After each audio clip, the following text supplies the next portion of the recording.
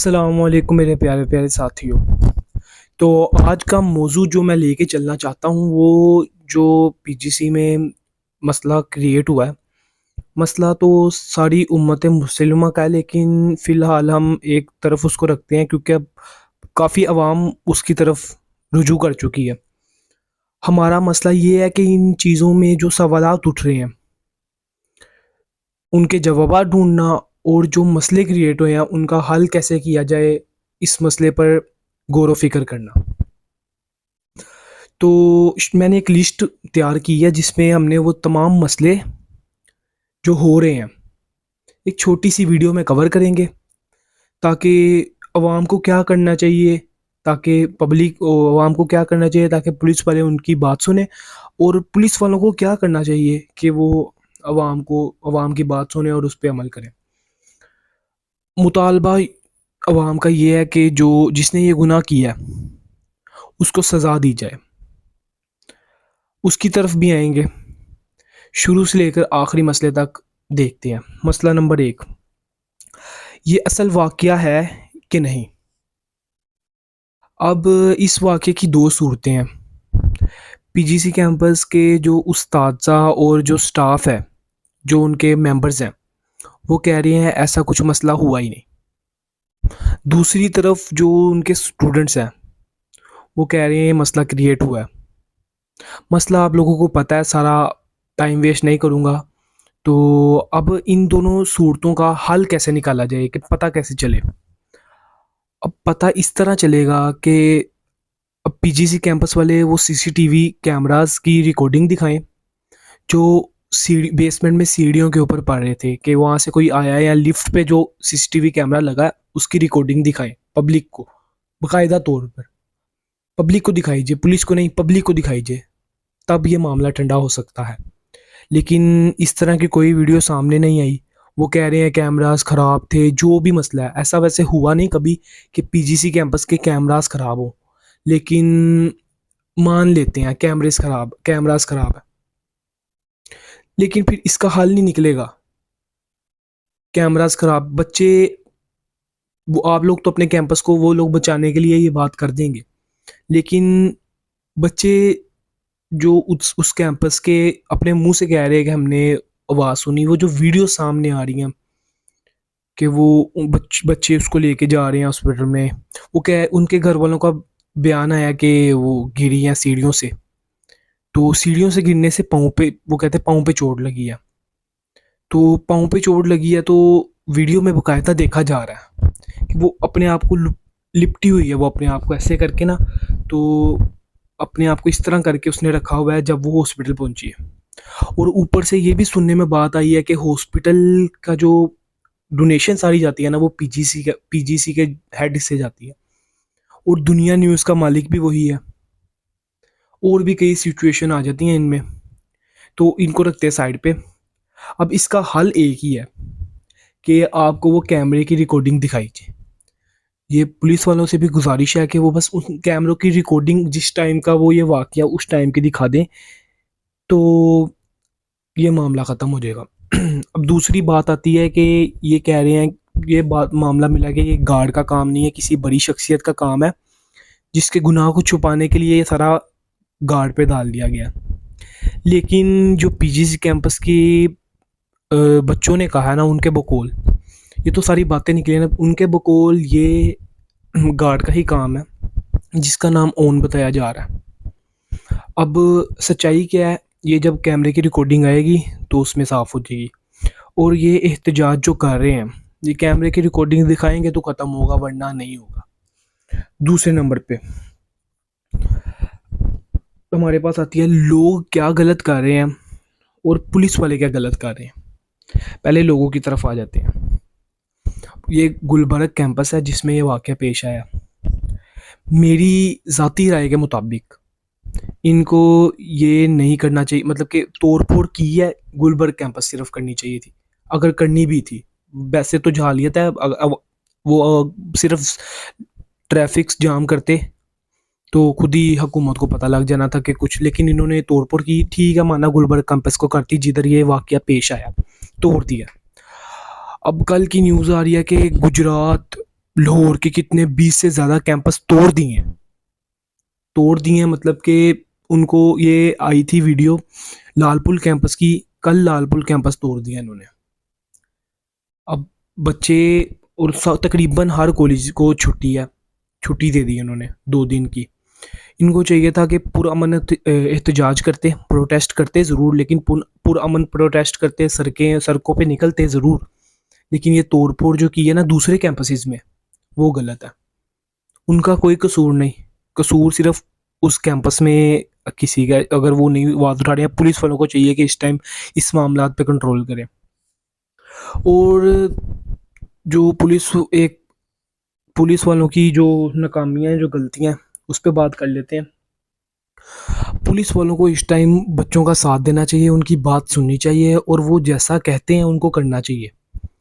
वो एक डीएसपी की वीडियो सामने आई थी, डीएसपी था जो भी था, उसकी वीडियो सामने आई थी जो कह रहा था, जिसको कहा था अगर इसकी जगह आपकी बेटी होती तो आप क्या करते।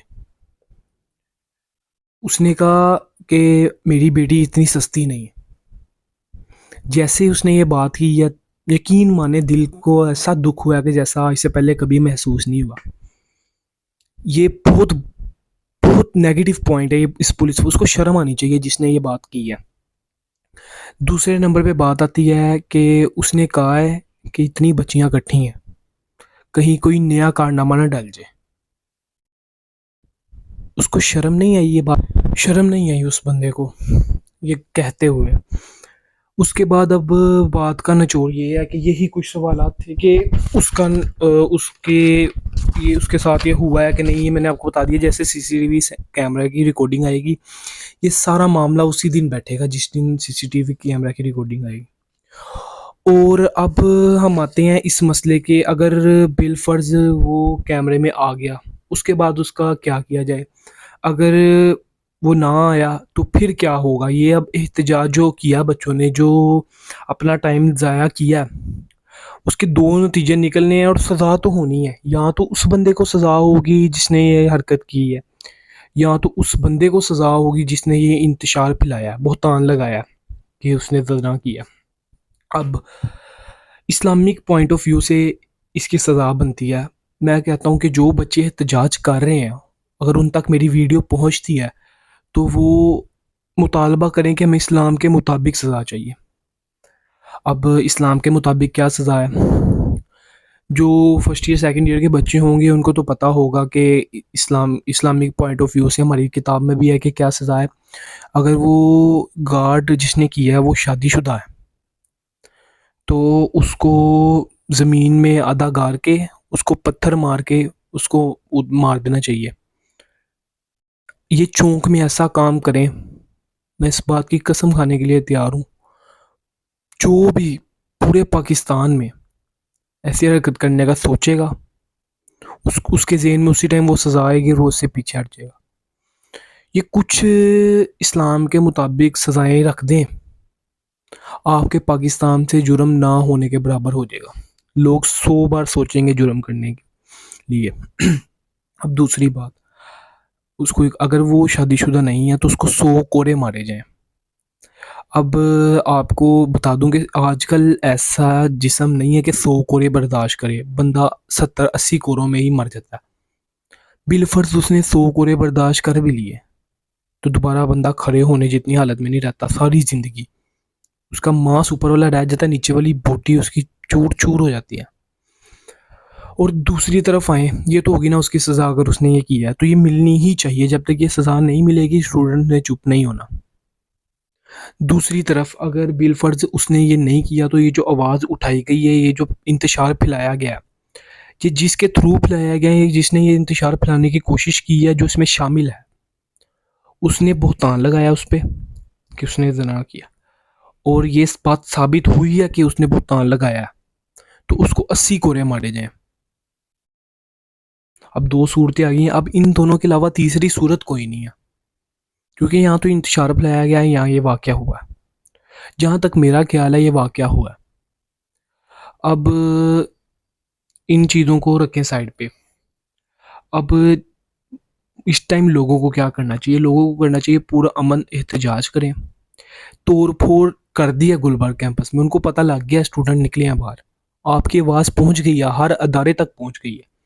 बस आप पुरअमन एहतजाज करें ताकि कोई पुलिस वाले गलत कदम ना उठाएं आपके खिलाफ। आगे बच्चे की एक के बाजू पे शीशा लगा है, पूरा खूनो खून, मैंने वीडियो देखी, एक का सर फटा है, एक बच्चे को गोली लगी है। इस तरह फिर हमारा नुकसान है। हमने सजा दिलवानी है, अपने ऊपर नहीं लेनी, उसको दिलवानी है। तो इसको सजा दिलवाने के लिए आप रोडों पे निकले, अगर आपकी बात नहीं सुनते तोड़ फोड़ नहीं करें, आप रोड ब्लॉक कर दें, क्योंकि ये आपका हक है, बाहर निकल सकते हैं आप। लेकिन इस तरह नुकसान ना करें, क्योंकि गुलबर्ग कैंपस, बाकी सारी फ्रेंचाइज उन्होंने नाम खरीदा है, पंजाब का नाम खरीदा है, वो उसका कैंपस नहीं है, उसने खरीदा है। उस मतलब कि दूसरे सर ने, जैसे मैं किसी से कैंपस का नेम खरीदता हूँ, नेम खरीदे हुए हैं, उसका कैंपस नहीं। जो जो उसकी चीज़ है वो तोड़े, जो उसने किया, जिसने किया, उसकी सज़ा पूरी कौम को नहीं दे सकते। तो मेहरबानी है, मेरा ये पैगाम जितने लोगों तक आप पहुंचा सकते हैं उतने लोगों तक पहुंचाएं, और ताकि ये पैगाम फैले ज़्यादा से ज़्यादा, और लोग इस बात को समझें कि क्या होना चाहिए।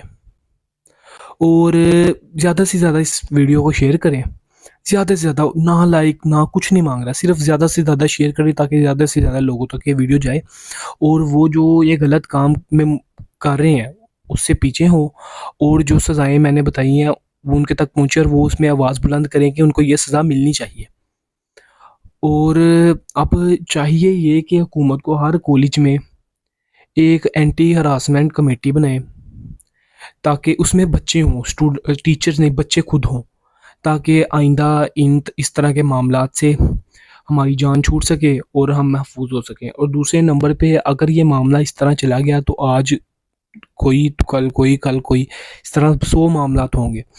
तो इस मामले को इस तरह जाने नहीं देना। वीडियो शेयर करें जितनी की जा सकती है, इस तरह की वीडियो जो आपके सामने आए, आपका काम है शेयर करना। आप मेरी वीडियो जहाँ भी देखते हैं, जो उनसे भी सोशल मीडिया प्लेटफॉर्म पे देखते हैं, देख रहे हैं इस टाइम, इसको शेयर ज़रूर कीजिएगा। बस ये रिक्वेस्ट है आपसे, शेयर ज़रूर कीजिएगा। जितने दोस्त अब आपके साथ आप शेयर कर सकते हैं ना, उतने के साथ शेयर कीजिएगा। शुक्रिया।